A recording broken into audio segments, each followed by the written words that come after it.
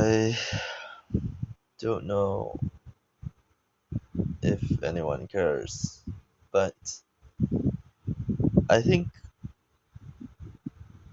it's important to talk about how you feel sometimes. And I think that obviously, as a guy, I'm not expected to share my feelings, but I am a person who is engulfed in American politics, American media, even though I'm not American. And I'm very proud of that because I feel ostracized by my own country.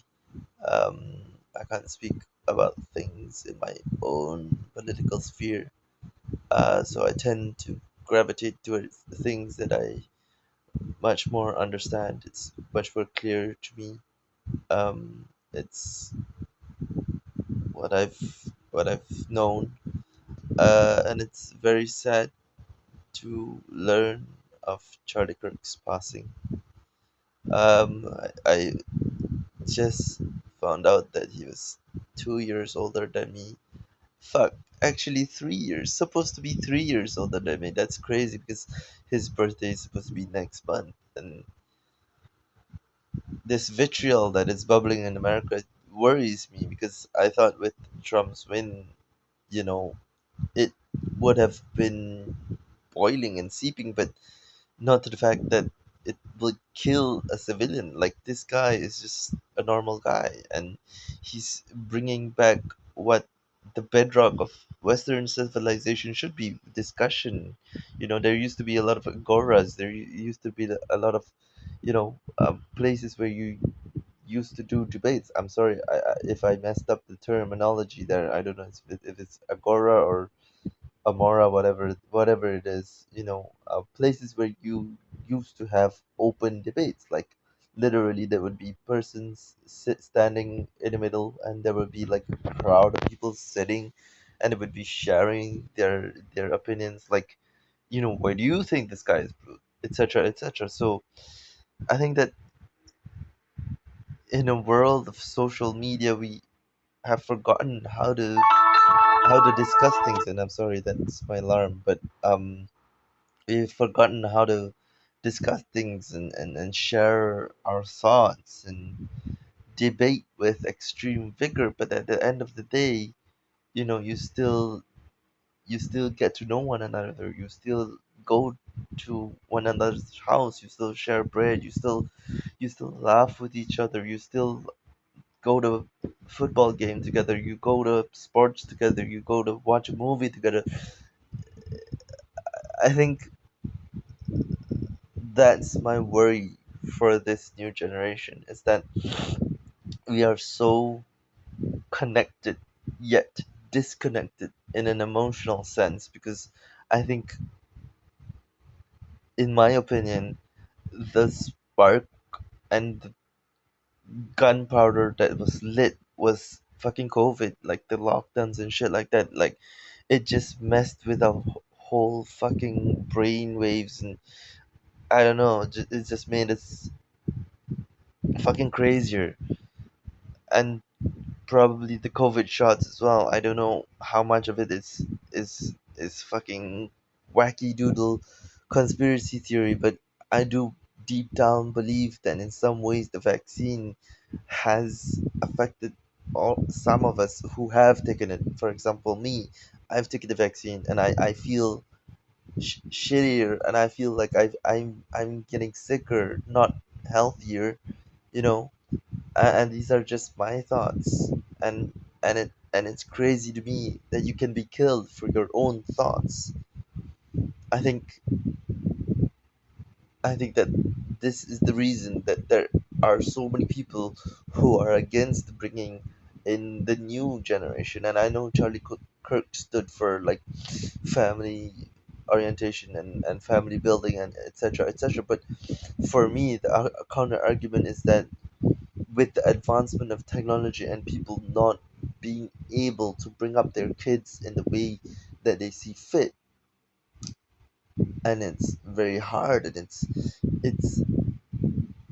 point where people feel that the fight is not worth it. Like, I know his message would have been to fight like hell, but some people don't feel that it's a worth, and that worth the fight is worth it.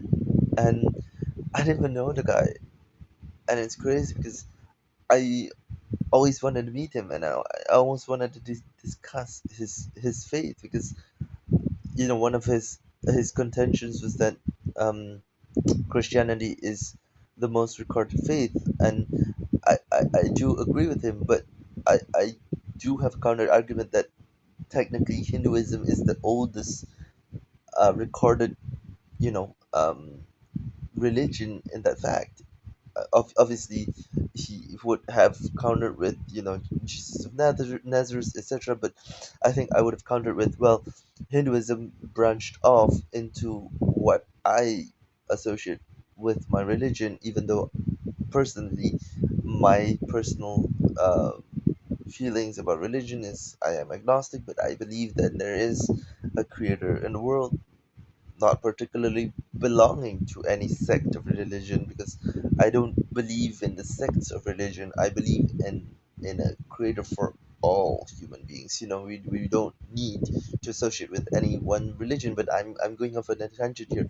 I would have I would have countered with, well, I do believe that there is, in fact, a person who amplifies the Hinduism faith. It's just been skewed into Buddhism, which in fact maybe Charlie would have said that, well, that then in itself is not showing that Hinduism is a strong faith. And I would have countered with, well, you would agree as well that technically Jesus was a Jew.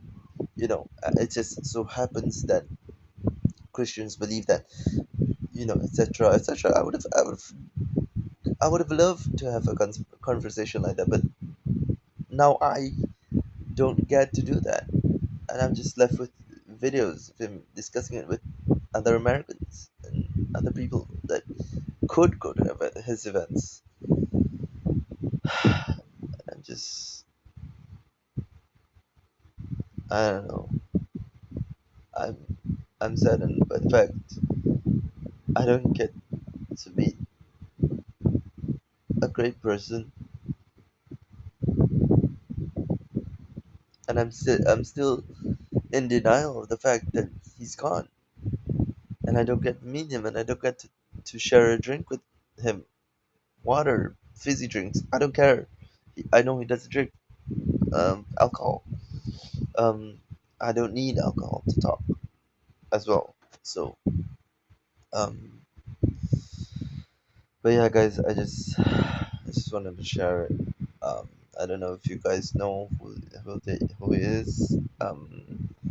I live in a Asian country.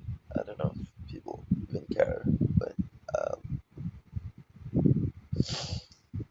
I say this with 100% sincerity. Even though I didn't share his religion, I grew up learning about Christianity as well. So I pray for his wife and his two young children that he's left behind. They're fucking toddlers, dude. Like, even if you don't like him, like, think about think about the family dynamics that he's left behind. It's fucked up, dude. It's insane. Um,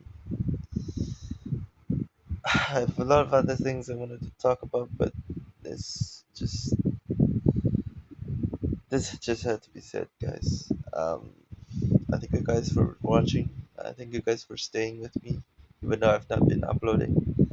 And yeah, I hope to see you when I have more content to talk about. All right, thanks.